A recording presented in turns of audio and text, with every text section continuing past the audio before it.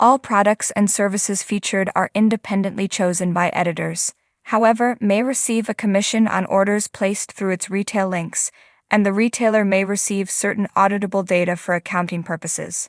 From the moment Heather died on The Young and the Restless, it was clear that there was something more than Sharon's mental breakdown going on in Geno City. We certainly weren't expecting that something to be Ian and Jordan teaming up for revenge by swapping crimes in a twist on the famous film, Strangers on a Train though. But hey, we were willing to hop on board this particular train, because the show could certainly do a lot worse than paying homage to an Alfred Hitchcock film. At the end of the day though, Ian may have wanted to follow the movie a bit closer than he had when he hatched this whole scheme and sprung Jordan from jail.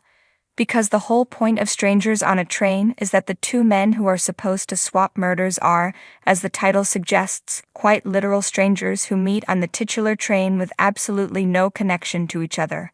It comes about because a psychopath recognizes a famous tennis star going through a messy divorce, and proposes an idea for both of them to get away with murder. That's it. And while on the surface, Ian and Jordan's plan is a version of Hitchcock's famous movie with the two swapping crimes, it doesn't take a whole lot of digging to see how flawed their basic premise is. For one thing, once folks start looking into what's really going on, and who's actually behind everything, it shouldn't take too much time to narrow down the list of suspects to those with a vendetta against the Newmans, the resources to pull it off, and who are still alive to do it. And the villain's shared hatred of the Newman family is just the start. If the duo didn't want any connections between each other, it was probably a bad idea to shack up in a hotel room together. In Strangers on a Train, Guy and Bruno meet on the train, then go their separate ways. They don't spend the entire film living together and planning out their every move.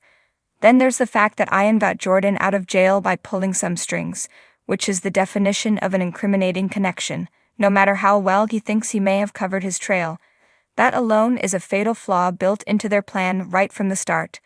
All someone has to do is figure that little tidbit out, and it's game over for them. Watch I and R live on Paramount Plus $5.99.